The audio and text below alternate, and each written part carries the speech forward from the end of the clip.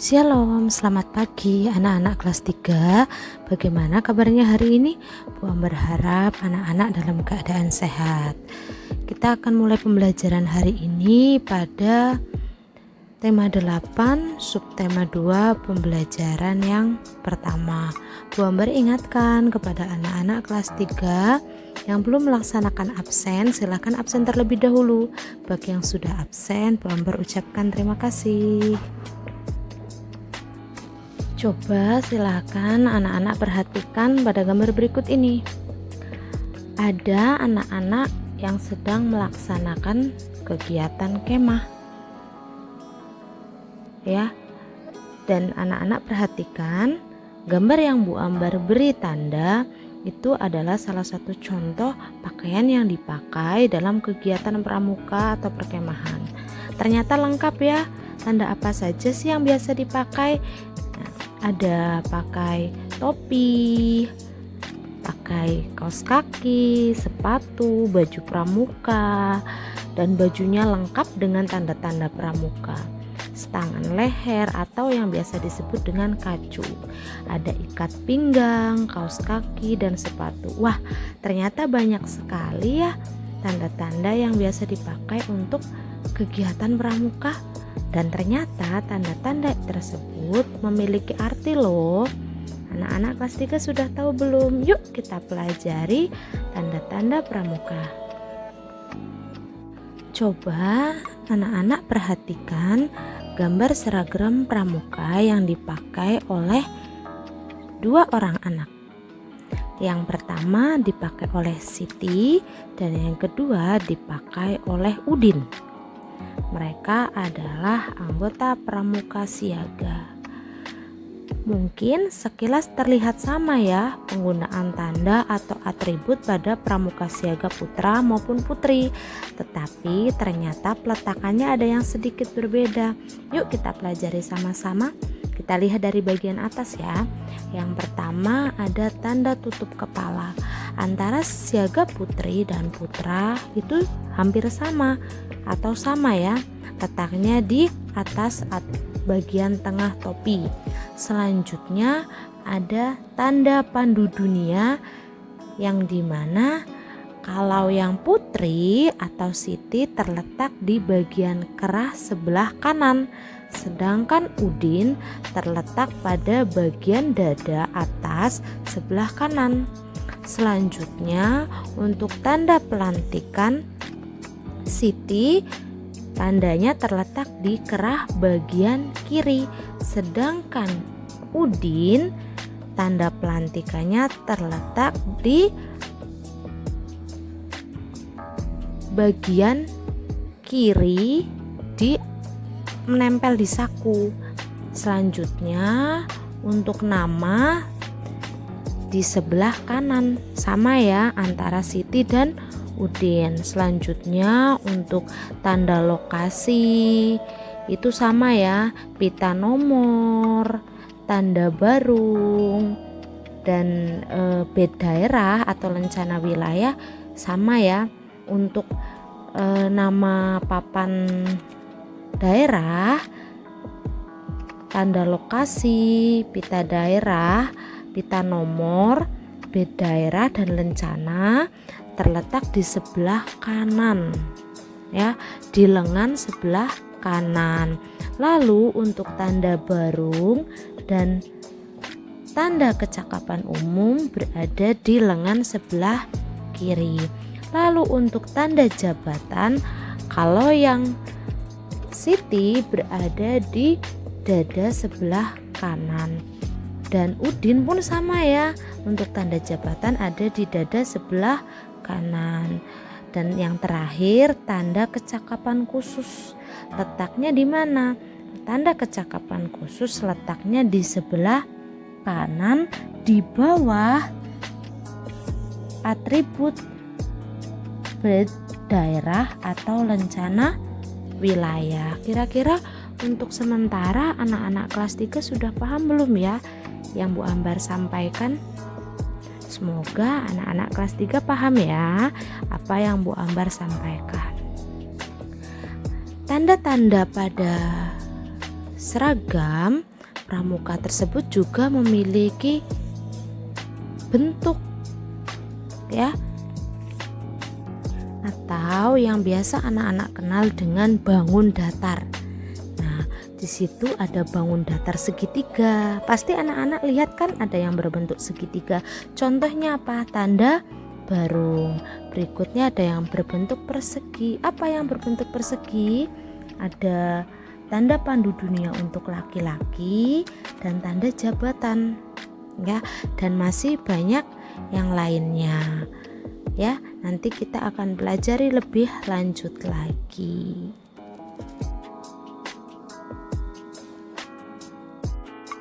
Untuk lebih memahami lagi, yuk kita belajar tentang tanda umum dan tanda kecakapan khusus pada pramuka siaga. Apa saja sih tanda-tandanya? Tanda dalam pramuka ada dua, yaitu tanda umum dan tanda kecakapan khusus. Tanda umum digunakan oleh seluruh anggota pramuka, sedangkan tanda kecakapan khusus didapatkan oleh anggota pramuka jika cakap dalam berbagai bidang, ya. Selanjutnya, tanda-tanda umum pramuka apa saja? Kira-kira anak-anak kelas 3 tahu tidak ya tanda-tanda umum yang dipakai untuk anak pramuka?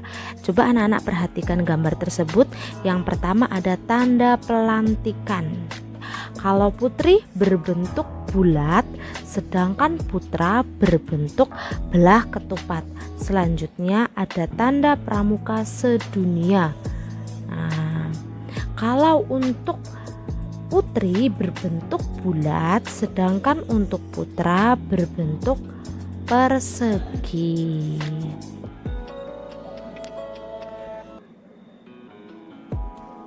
Lalu yang berikutnya ada tanda tutup kepala, ya.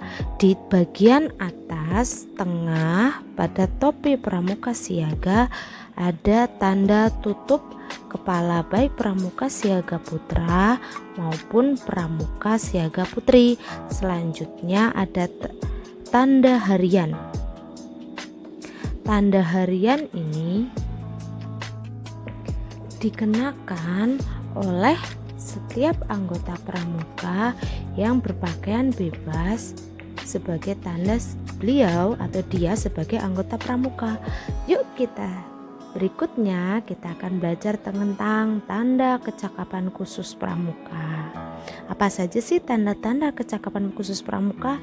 Nah, anak-anak bisa lihat pada gambar di situ ya. Bu Ambar sudah masukkan gambar-gambar tanda-tanda kecakapan khusus pada pramuka. Anak-anak simak ya. Yang pertama itu adalah tanda P3K. Lalu apa yang kedua? Yang kedua adalah tanda pengatur ruangan. Selanjutnya untuk gambar yang ketiga itu adalah tanda pengamat.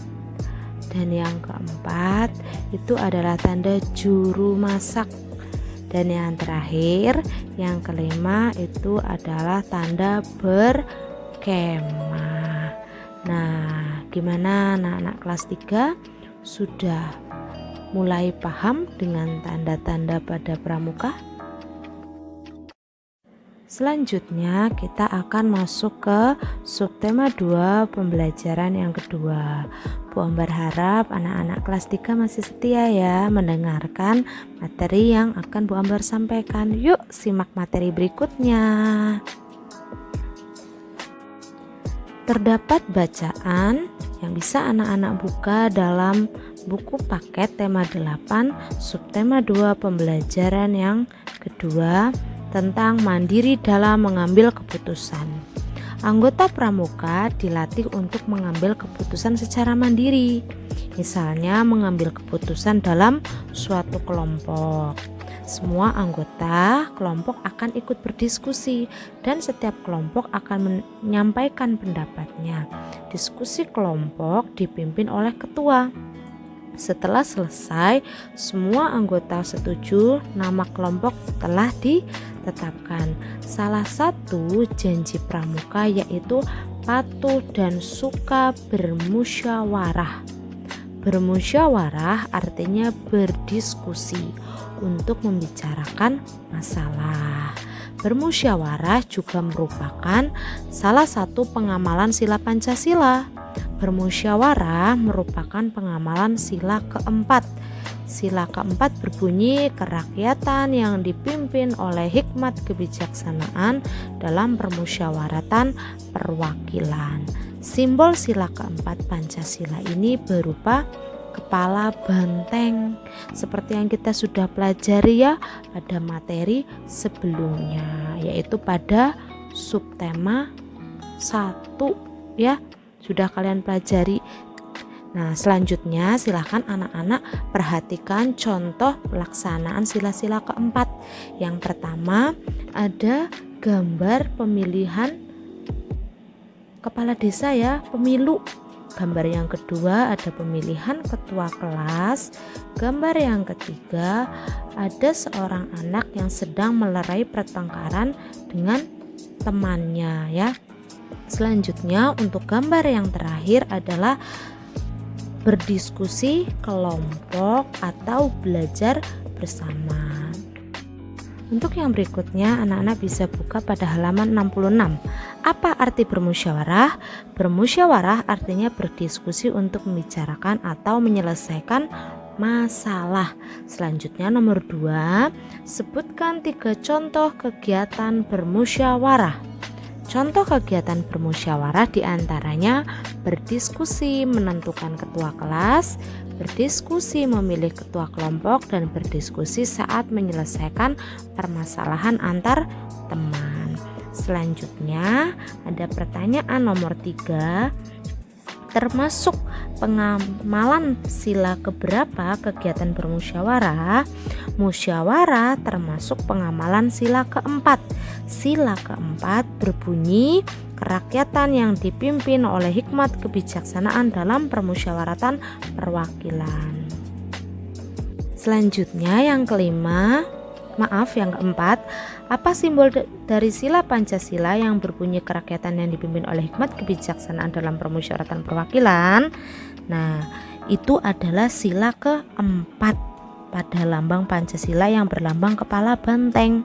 Lalu, bagaimana cara bermusyawarah agar berjalan dengan lancar? Yang pertama, peserta musyawarah saling menghormati atau menghargai setiap pendapat setiap orang. Dan yang berikutnya, tidak boleh hanya mementingkan pendapat sendiri. Lalu, apa yang akan kalian lakukan jika ada teman yang berbeda pendapat? Gimana kira-kira? Nah, bagaimana? Nah, menghormati pendapat yang ia kemukakan, tidak memusuhi teman kita dan tidak memaksakan pendapat kita terhadap teman atau orang lain. Nah, untuk materi itu anak-anak bisa buka pada halaman 66 dan 67 ya. Untuk lebih lanjut, kita akan pelajari tentang gambar-gambar ya yang sudah Bu Ambar sediakan. Anggota pramuka harus mengenal tanda-tanda pramuka. Anggota pramuka harus mengetahui letak tanda-tanda pramuka. Anggota pramuka berlatih mengenal tanda pramuka melalui kegiatan berdiskusi. Untuk tugas nanti akan Bu Ambar kirimkan secara terpisah melalui WhatsApp grup ya, jadi ditunggu. Oke, demikian materi yang bisa Bu Ambar sampaikan pada pembelajaran 1 dan pembelajaran kedua. Selamat belajar untuk anak-anak kelas 3, selamat mendengarkan, tetap semangat, jaga kesehatan, jangan lupa tugasnya dikerjakan. Terima kasih, Tuhan Yesus memberkati.